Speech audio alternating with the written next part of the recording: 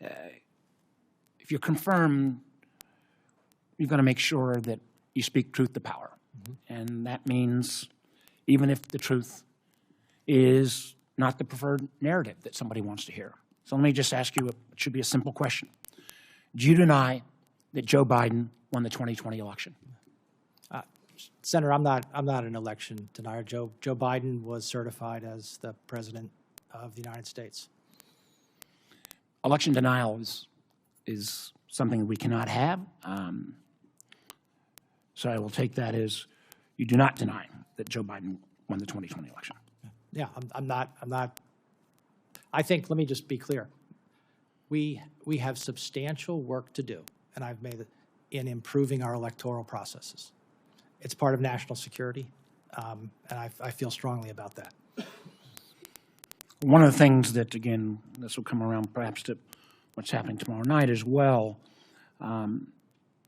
classified information is critical. If we violate classified information, that loses us allies. It makes us less strong. I fear that certain countries already are not sharing as much information with us because of some of the things that have happened. So let me ask you some straightforward questions. If confirmed, you commit to protecting all classified information in accordance with established rules and procedures? Yes. If confirmed, you commit to following established process and procedures when it comes to declassifying information? Yes. And that will then lead to the next, because if you're going to follow official purposes, you cannot declassify information for political purposes. Will you promise that you will not do that?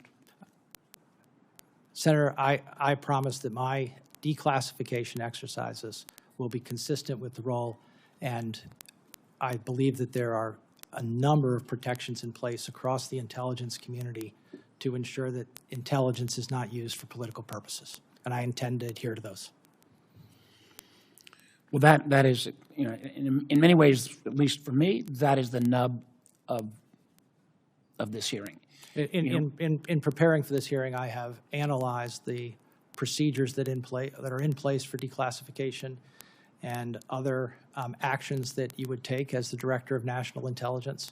And I look forward to consulting with the people inside the intelligence community and at the ODNI to ensure that we adhere to those principles. It's critically important because, again, we may see some of this tomorrow night or not, but we go around those established procedures. We could burn sources and methods. We could lose allies. The ramifications are so grave, and it has been treated in such a cavalier way that it's really extraordinarily upsetting to me. Along with classified information comes the analytic tool. One of the things that I pointed out in the recent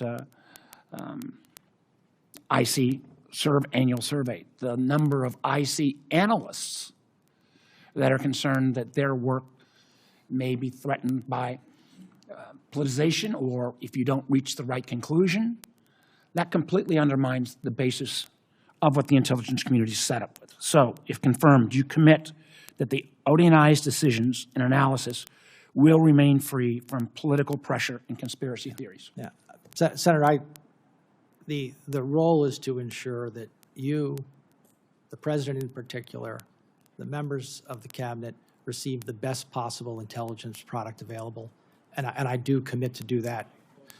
And I do commit to do that. Yeah, if you could bring the whole box a little Sorry, closer. I need a space for the papers. But I can't stress enough, if the IC workforce feels they're going to get political blowback or get fired, which we have seen, because they reach a conclusion that may not be what certain folks in the administration want to hear, that undermines the whole work of the whole community. If I could jump in on that, Please. and I want to say that my experience at the SEC, my experience at the DOJ, is that the people who have worked for me have great confidence that they can speak to me in a candid and free from any worry that what they say to me in their professional capacity is going to result in any kind of disagreement. I would say any kind of friction beyond the normal toing and froing that you have in any organization. And I will say, let me add a comment to what Senator Round said. In working with you at the SEC, I found that was how you operated, and particularly in taking on certain issues that might not have been politically popular. But this is such a different role, and I am so concerned that whoever ends up in this role is going to be under a set of pressures that may be unprecedented, and we're going to need somebody extraordinarily strong. I'll come to my last set of questions, and that is around election integrity.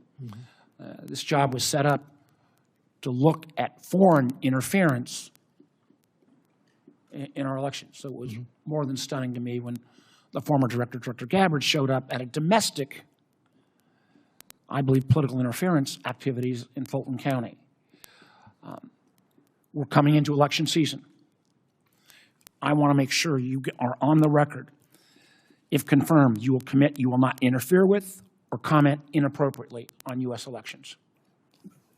Senator, you outlined the role correctly. The role is to deal with foreign interference in U.S. elections, which is something I'm gravely concerned about. But that's the role. And finally, we cannot have the DNI trying to put his or her hands on the scales in terms of tipping the outcome of any American election. Will you commit to not put those hands on the scales? The role of the intelligence community is to provide information, not to engage in policy or those things. So, yes. Thank you. I yield back.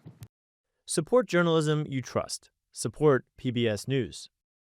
Donate now, or even better, start a monthly contribution today.